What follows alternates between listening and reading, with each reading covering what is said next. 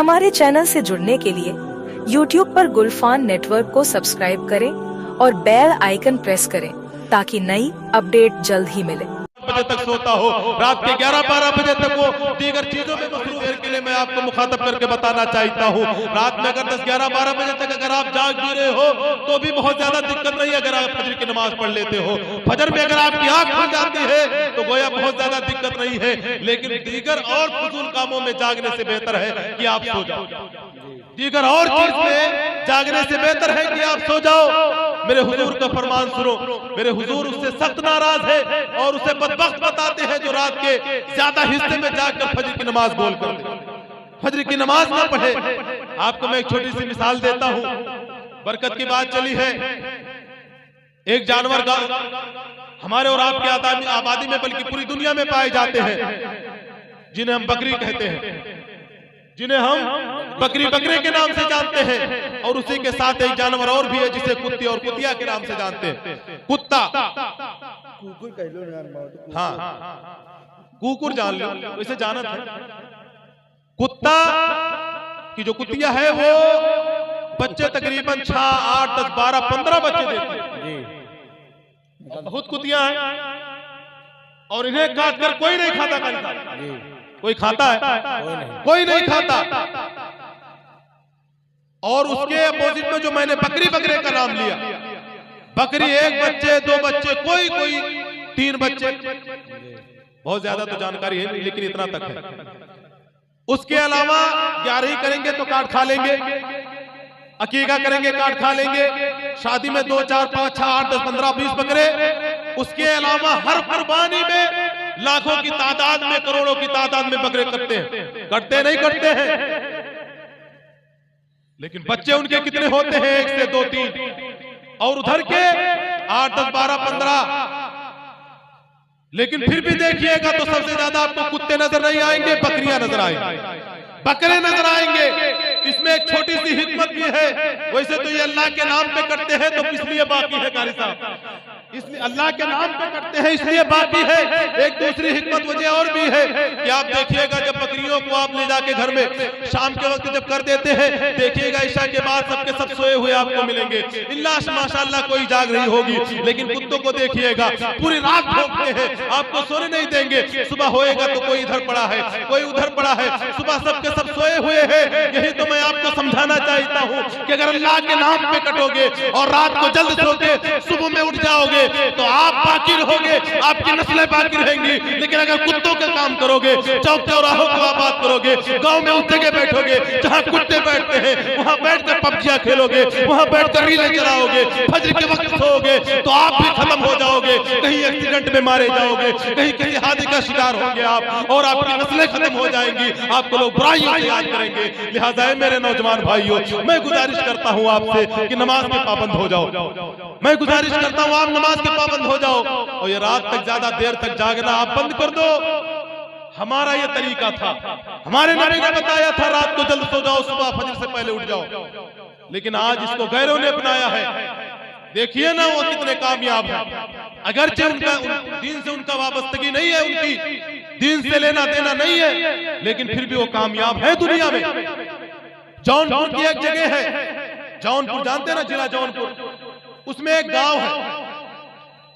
उस गांव की आबादी तकरीबन 70-75 घर की है। उस गांव की आबादी तकरीबन 70-75 घर की आबादी है। उस 70-75 घर की आबादी में 47 IAS IPS बनकर निकले हैं। 70-75 घर की गांव की आबादी में ये IAS PCS तो शायद कुछ लोग जानते ही ना हो। IAS PCS ये इतना बड़ा पावरफुल होता है, इतना बड़ा होता है कि लाखों लाख बच्चे इसमें हर साल फेल हो जाते हैं। इतना टफ एग्जाम है IAS PCS का और इतना पावरफुल होता है गवर्नमेंट के नजर में, दुनिया की नजर में। 70 गांव की आबादी से 47 लोग निकले हैं।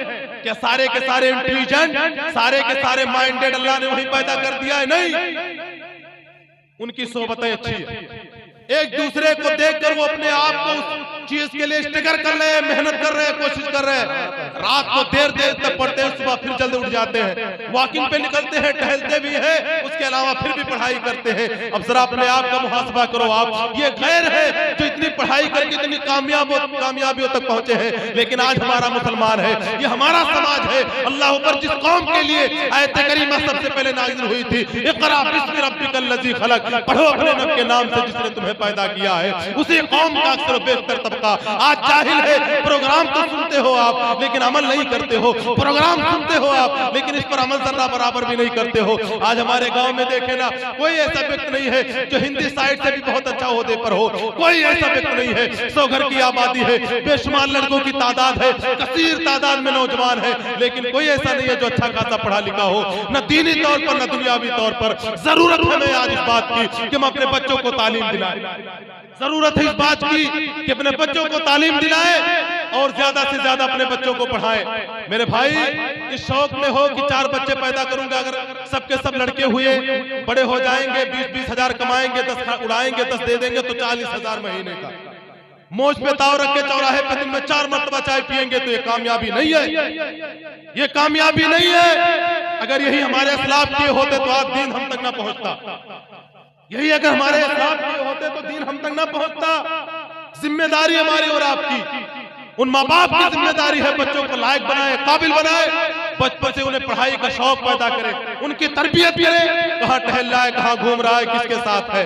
जरूरत हमें इस बात की अपने बच्चों को इल्म दीन सिखाए। और मेरे भाई ठंडक का माहौल है, ठंडक आ रहा है, फजूल पैसे इधर उधर ना खर्चा करें आप, फजूल पैसे ना खर्चा करें, उस पैसे को बचाएं आप और जाएं देखें मदरसे में आपके तालिब इल्म पढ़ते हैं, उनके पास स्वेटर नहीं है, जैकेट नहीं है, टोपियां नहीं है, शाल नहीं है, कंबल नहीं है, जाके उन्हें आप तकसीम करें। सुबह जब वो फजर से पहले उठकर बच्चा कुरान की तिलावत करेगा, आपका दिया हुआ कंबल ओढ़कर या जैकेट पहनकर, टोपियां लगाकर, यकीन माने जब तक उसके जिस्म में जान रहेगा वो कुरान की तिलावतें करता रहेगा, रब आपको सवाब अता फरमाता है। फजूल पैसे हमने बहुत खर्च कर लिए और भी करेंगे आप, लेकिन छोटा सा पैगाम है कि आप मदरसे में खर्च करें, आप अपने भी मदरसे में। मेरे भाई बच्चे बोरियां लेकर आते हैं बैठने के लिए, मैंने पिछली बार कहा, लोगों ने मेरी आवाज दबा दी कि जैसे हजरत वैसे रहने दो, कैसे वैसे रहने दे, तकलीफ होती है ना। आप ही के बच्चे, मेरे तो नहीं है लेकिन है मेरे भी बच्चे, फर्श है, ठंड है का मौसम आ रहा है, लेकिन आप को फिक्र नहीं है, बच्चों को जाकर मदरसे में नहीं देखते हैं आप कि कैसे पर सुबह सुबह उठकर वो 7:30-8 बजे जिस वक्त हमारे नौजवान बिस्तर पर होते हैं, उठते हैं फौरन जुर्राब और जूते पहनकर चौक चौराहों को आबाद करते हैं, मुंह तक नहीं धुलते, उस वक्त बच्चे वजू बना के नहा के कुरान पढ़ने वाले मदरसे में जाते हैं, बोरियां बिछाकर प्लास्टिक की बैठते हैं। मैं जानना चाहता हूँ कि इसमें से कोई ऐसा नहीं है कि हमारे गाँव में से कोई ऐसा नौजवान नहीं है जिसको अल्लाह ने दौलत दे रखी है कि अपने पैसे से 1000-2000 की चटाइयां ले जाके बच्चों की मदरसे में भैया ले जाके दे दे हैं, लेकिन इस चीजों की फिक्र नहीं है, इन बातों की कि दीन को बढ़ावा दे, समाज में अच्छा निजाम पैदा करे।